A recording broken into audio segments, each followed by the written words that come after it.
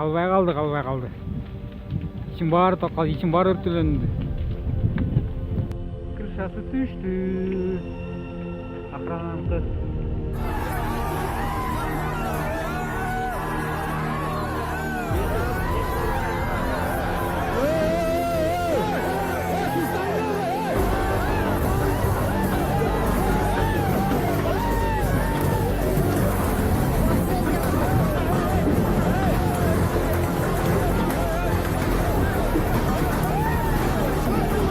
Урматтуу теле көрүүчүлөр, жергиликтүү калк митингдин алдына чыгаарда ошол жерге келип, мына бул дарбазаны талкалап киришкен. Буга чейин маалым болгондой 11-апрель күнү 9 торолуктардын катышуусундагы коогалаң өтүп, алар алтын иргөөчү фабриканы өрттөп жиберишкени маалым болгон.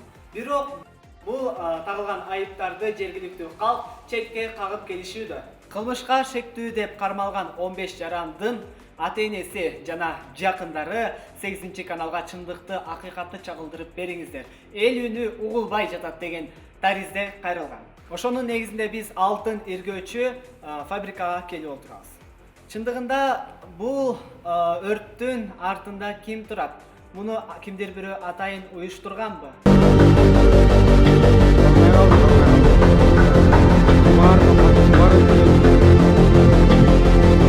Анда акыйкатты чок издейбиз. Буларга айтканбыз, ушу жергиликтүү элге барып, ошо айылынан жергиликтүү элдин айылына барып, мына түшүндүрүү иштерин кылыңыздар дегенбиз да. Ооба деп ошону сунушту токтомго жазышты эле. Ошону да кылган жок да.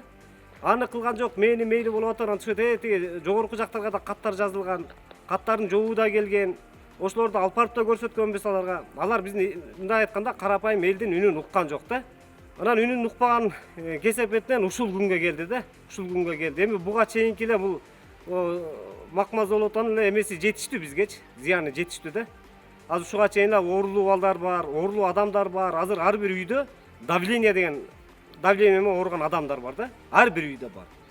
Урматтуу теле көрүүчүлөр, Макмал фабрикасынын биринчи дамбасында турабыз. Азыр биз бул дамбанын элге зыяны тийгени, элге гана эмес, ушул экологияга, жаратылышка чоң зыян алып келип жаткандыгын көрүүгө болот. Анткени ушул дамба 40 см бийиктиктеги суунун үстүндө же болбосо топурак менен көмүлүш керек. Жана ошондой эле бул жактын жергиликтүү тургундарына эч кандай компенсация төлөнүп берилбейт. Бала бакпаган киши түшүнбөйт экен да мунун эмесин. Мына 10 жашка чыкты, мына баспайт, мына эчтеге ичем айтпайт, чычамын айтпайт. Төрөлгөндө отурбаса төрөлгөн эле же?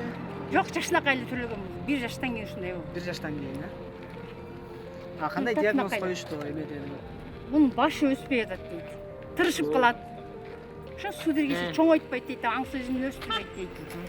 Жылына жатабыз, же бир моунда каминат турат, бир жардам жок. 3600 сом акча алабыз, ал эмне? Көчүнү кийген камперден ашпайт. Канча? 3650 сом.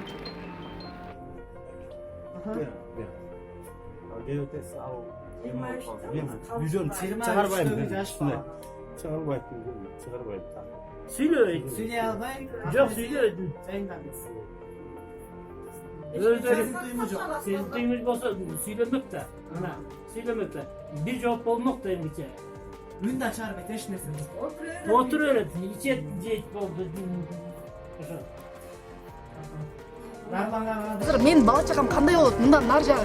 Мен мисалы шаарга барып жашай албайм. Башка жака бара албайм. Мен туулуп өскөн жерим ушул казарман. Эч жака кетпейм мен. 33 жыл, 85 жылдан бери ушул комбинаттын үстү жабылган эмес.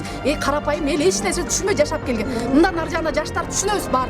Мындан ары биз мындай жашоого жол бербейбиз деп мен да чыккам, ачык айтайын. Бардыгыбыз чыгабыз дагы, ачылганга эч качан жол бербейбиз. Максат Жeenалиев дагы деле айтып атат, сүйлөп атат, биз интернеттен көрүп атабыз.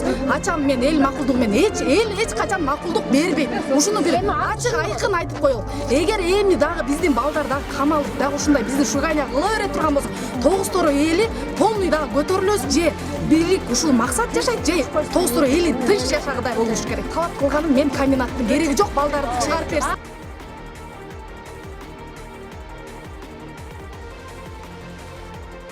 Дамбанын үстүндө мына айтып өттүк.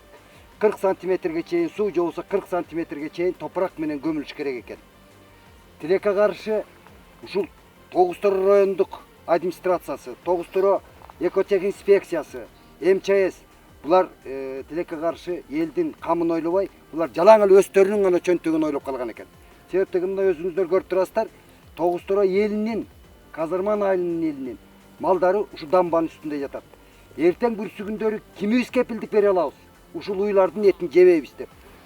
Ооба, мына айтышып атат, уйлардын этин, койлорубуздун эттери, оттогон чөптөрү ачыктан ачык мына ондай уулуу заттар менен ууланып атса, муну жалаң эле Казарман эмес, жалпы Кыргызстан эли жеп калышы мүмкүн. Ошондуктан мына өзүңүздөр баа бериңиздер, ушу жерге келип дамбанын үстүндө бир да суу жок, мал гана жатат.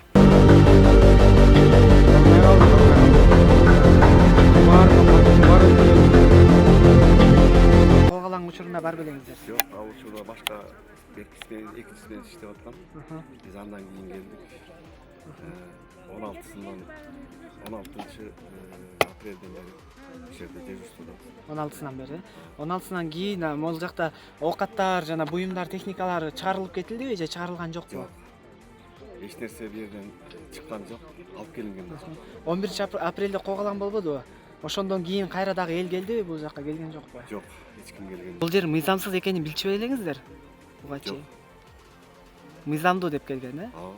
Себеби биздин агентство контрактысы бар булар.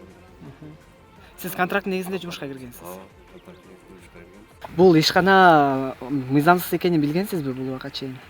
Биз эми ал мыйзамсыз аны биздин жетекчилер өздөрү чечет. Биз го башында мына могу курулуш иштерин жүргүзүп атканда, биз курулуш иштерине прорабынан баштап келген ар бир специалисттин бүт өздөрүнүн уруксаты менен келишкен. Госстройдун алган лицензиялары бар.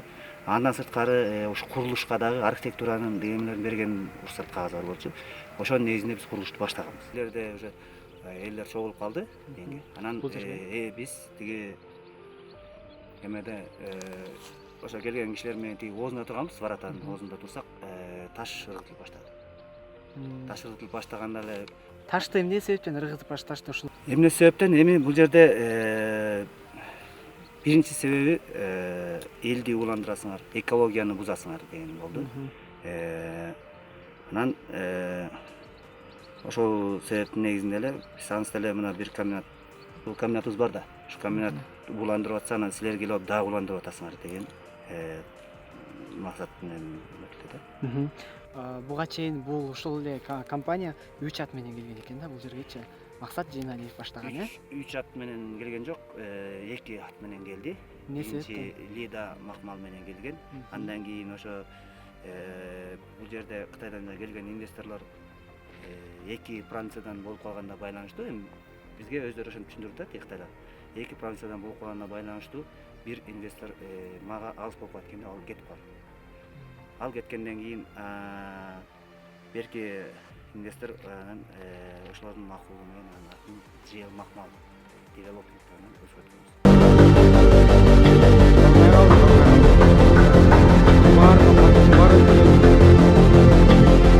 Ол макул 15 бала камалды. Аны өзүңүз айткандай закон чегинде келтилет. Ким өрттөндү, мурун камдалды дегенде болуп атат. Эми анын баары биздин жумуш эмес. Тияктагылар чечет. Азыркы маселе мына бул жерде жүрүп аткан көйгөйлүү маселе. Алтай менен Аралдын жаны тынбай атат. Күнүгө милиция барат. КГБнын замы деп атат. Мына бул балдар барат. КГБнын замы күнү. Менин бир тууган сиңдим 58 жашта катышканы чын. Анан кийин учул ар кимдин кошуна болгон уй сарайына түнөп атат, түндөсү айланайын. Ар кимдин кой сарайына түнөп атат, түндөсү келип камап кетет деп. Себеби дегенде мына бу жерден 15 кишини алып кетти, Бишкекке алып барып камады. 3 аялды баласына боюнда барына карабай туруп камап, 3 күн камап туруп подпискага чыгарды, чынбы? Ошолордун кейпин кийемдеп өзүнүн сарайына уктабайт. Кошуна колоңдун 3 үйдөн кийин, 4 үйдөн кийин сарайларга барып, түнкүсүн кар үйүнөн кармап кетет деп, уй сарай, кой сарайга уктап атат айланайын. Жалааттан келген милизамын деп барды. Сени ким жерде кана колуңда документ барбы десем жок дейт. Аты жөнүн айтпайт.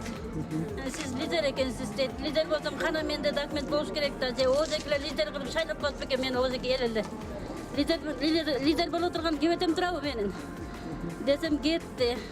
Андан кийин спринттер менен 5-6 бала барды лакылдашып. Биз менен кеттиңиз азыр. Каяка кетем? Кеттиңиз. Мен кетпейм, мен эл менен барганмын. Эл барган жерге барам эл менен. Мени жекесемни бирөөнү меге салып өлтүрүптүрмүнбү? Ошо жерде. Мага тапкан күнөөңөр эмне? Десем, биз менен барыңыз анан сүйлөшөбүз дедим. Мен барбайм дедим. Барбайм дагы, жазбайм дагы. Жаза турганда, бара турганда шартым жок силер менен. Анан айылдан 5-6 киши чогулса эле кетип калышат. Анда кеттик деп эле. Болду, кеттик деп. Ошо менен бүттү бийликти. Атайыл өкмөттүн центрине милициянын машинасы менен толтура милиция келип, элди коркутуп түшүнүк бергиле деп деген бу анан 3 күн ар күндүн сарайына, тиги сарайдан тиги сарайга жатып, атып анан кийин качып кетпедимби? Ден соолугумун айынан кетип калып, доктурга көрүнүп анан келермин деп кетсем, кайра дагы 3 күн мурун анан балдарымдын жүрөгүнүн сары суусун алып, эми 2 күн мурун күйөөмдүн жанын койбой койсо анан келбедимби? Күйөөңүз эмне деп атат? Аялым менен сүйлөшүшүм керек. Жок, эме дептир. Анда аялыңыз жок болсо сиз менен сүйлөшөм деп. Ким чалыптыр? Күйөөмдү. КГБ дейт. КГБ Аты жөнүн айтты? Айтты, Замир менде азырда бар үйгө. Фамилиясы-чы? Фамилиясын сураган жокмун, сурабай албайт. Ким болуп иштейт экен ал? КГБнын замы экен. КГБнын замы. Замир деди, Замир дейт. номурунда Жана мен айткан сиңдим ушул да? Анан кийин мен менен сүйлөшөм дейт экен, сүйлөшөйүнчү деп күйөөм ошентип неметип алыптыр анан кечинде ошентет анан сени апарып камап салбайсың, күйөө аялыңды тап деп анан балдар тарада калбайбы? Мен шаардан келгичекти.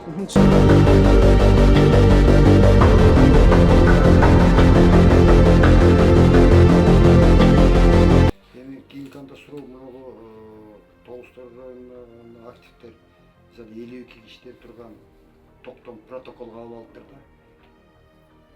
Ушуга катыштыңыз барбы же жок? Жалпы жыйында мен аялда орун басар катары баргам. Аялда аким Бизбек Казым чалып барган бул жыйында. Мыйзам секенин билчиңер беле? Бул боюнча мындай да бул компания жанагы мен жолдо айткандай жыйын боюнча айтып коеюн, жыйында жалпы элек жетекчи чыккан болгон эгерде мынтип сөз болгондо эгерде ушу экологияга тез таасирин тийгизбесе иштесин, мыйзам чегинде иштесин деген сунуш болгон да бул жерде. Анан жана экинчи документациясын текшерип алгандар муну эко тегиздесе көзөмөл дейт баары болгондарды. Ушул жерге канчалык деңгээлде, технологиясы кандай дегенде тийиштүү адистер өзү көзөмөлдөп корутунду чыгарат да. Ушул киши менен жанагындай кагал иштери менен дагы ооз эки да сүйлөшүп атам ар бир нерсеничи. Анан мен деле эң жожет элдин стабилдүүлүгү. Эң биринчи жожетчи. Экинчиден жанагындай эми иштер болуп кетти. Ошону тыгырыкта бул кишилер айтып атат, бул кишилер каршы болгон жок. Мыйзам чегинде иш болсун деген. Туурабы? Менин деле талабым ошондой. Мыйзам чегинде иш болсун. Сиз деле ошону айтсаңыз керек мүмкүндүчү. Анан мен ал ошол баланын канчалык деңгээлде күнөөсү бар. Эми мен деле айта албайм да, күнөөлүү айта албайм анычы. Күнөөсүз деп айта албайм. Качан тиешелүү болгондо карап атат. Анан ушуну бир акыйкат карап берсе деген эле оюм. Элдин да талабы. Эл керек болсо көчөгө митингдерде айтты. Макул деди, кармаса кармасын. Жанагы элдин кайрылуусунда маселе бир нерсе кылган. Эки нерсе менен кайрылган. Биринчи, алып кеткен балдар тергөө амалдарын Тогустурайга жүргүзсүн деген маселе. Экинчи, ушул компания иштебесин деген. Вот, Мыйзамда көргөзүлүп турат. Эгерде жанагы тиешелүү заключение барын алгандан кийин коомдогулар келтире алмайт. Эгерде элдин коомдогунун макулдугу жок болсо, бул компания мүмкүн эмес. Топтора. Анан эми мен азыр айтып атам, бул менен чек болбош керек. Районго инвестиция болуш керек. Болуш керек. Мыйзамдуу жол менен. Биз Кыргыз мамлекети башка өлкөлөргө биз аябай абдан керек болуп. Эртең келген компаниядагы мен айтам, биринчи очередь элди кол баары бир айылга апарып туруп, мына 13-14 айылга апарып киргизем. Протокол этип. Мына азыр мына могул элди койгон талап ушул да. Жергиликтүү бийликтин жетекчилери өзүлөрү чечип коюп элдин эмеси калбай калды деп атат. Ишенимди артпай калды. Туура. Айылдык кеңештин 5 айылдык кеңеш эме бар бизде айыл өкмөтү. Ошонун кеңештин депутаттары дагы чечим чыгарып берген. Биз иштеуге каршы деген. Ошондой каршы болсо каршы, макул болсо макулдугу менен ошо компанияны чакырабыз. Келиңиздер, сиздин мына могул нерсени иштеткен жасар, эл макул болуп атат. Анан мыйзам чегинде эмнелер жасайсыз? Эл эмне жасайт, сиз эмне жасайсыз? Элге эмне кылдыр? Анан ошондой эле маани. Туура. Анан эми кулабыз айткан баягы мен сиздерди дагы баардык нерсени эки тараптыкын бирдей угап, ортого коюп туруп баасын берсең. Азыр эл тарапты угуп келдиңиздер дагы. Туура. Ой, көздөн бекер жаш чыкпайт. Мен ойлойм бир жүрөк кайгыргандан бир кубангандан көз жатат. Жөн туруп ыйлатсаң ыйлай албайсың адам. Ушунча татоо жетет, жүрөгүңүз кирип ыйлайсыз да. Же ушунча кубанасың, көзүңөн жаш чыгат да.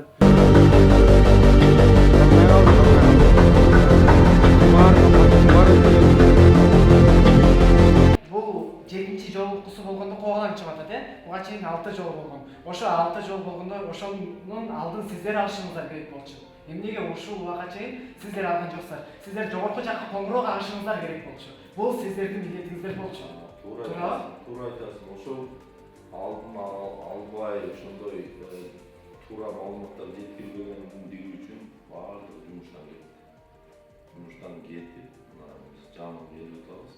Жумуштан кетти. Министрдин коллегиясында министр иш козголсун деп ошо тергөө жүрөт турган үстүнө. Эмнеге мындай окуяга жол бердиңер? Калатмыз, шалаклык деп. Иш козголот, тергөөнөт, ал боюнча да сот болот. Тергөө эч качан бир тараптуу болбойт. Ошон үчүн мен ушул жерде жүрөм. Бир тарап менен жолугуша бербейди, экинчи тарап менен да угайын деп. Ушул бүт азыр эки тараптан сүйлөшүп, угуп, ошонун негизинде дагы тергөөнүн жүрүшүндө ар кандай тергөөнүн жүрүшүндө сурактардын негизинде, далилдердин негизинде тергөө ушул чындыкка, акыйкаттыкка чыгат. Бул боюнча туура эле суроо. Себеби бул эки окуучу бала ошол жерге активдүү катышып, бул кылмыш аракетинде кылмыштын составы болгондо, анан окуучу балдар 18-ге толгон балдар. Сиз вопрос бербедиңизби? Биз биринчи күндө чакырып алып бишкекке кеткен жок да. Ошол 15 адам тергөөдөн 3-чү жолу өткөндө, 3-чү жолу анан биз аларды камакка алганбыз. 3-чү жол. Ал балдар ооба биринчи ата-энелер алып келип атты, келип кетип аткандачы. Акыркы күнү чакырганда тергөөчү бул боюнча ыкчам тергөө тобу түзүлгөн. Ички иштер министрликтен тергөөчүлөр бар. Главный следственный управление, областный иштер башкармасы, мына жерде тергөөчүлөр, атайын группа түзүлгөн. Тергөө жүрүп атат азыр. Тергөөнүн жыйынтыгы менен чечим чыгарабыз. Күнөөсү болсо жазасын алат, күнөөсү жок болсо эч ким күнөө тартылбайт, жоопкерчиликке. Жок, айтып атышат аларчы, даже көчөгө баскандан баса албай калдык. Милиция бияка чакырат дейт, сураккачы. Суракка тергөөгө чакырганда, тергөөгө келгенде корккандык эмнеге дейт? Анткени салып алды, кетип калып атат борбордун. Коркпой келе берсин, мен бул жерде болгом, эч ким алып кетпейт. Бүгүн келип тергөөгө кетпейт. Өзүңүз да айдап кетсеңиз болот да. Жок, мына азыр келип. Бүгүн келип кетти. Кармакстанбы? Биздин келгенибизге эл келишине дем болгондон болуп атат да. Мен мына айттым, азыр аэропорттор жолуп айттым, эч коркпогула. Ал жерде показанияңарды берип берет, кандай болуп бардыңар, эмнеге бардыңар, ким чакырды деп показанияңарды берип берет, башка эч кандай алар коркуп көрмөгөн. Анда рахмат, мындай суроо жооптарды алдыңар окшойт да. Биз да азыр адамдар чакырып койдук. Биз дагы жолукканда болот, ал эми сиздерден. Жок, азыр эми бул жерде убакыттар рахмат да. Ушунчалык жооп берди. 5 мүнөт бөлө аласыздар. Рахмат. Сиз должность толук ачат болсоңуз. Суроо берип койсоңуздар аябай жакшы болот.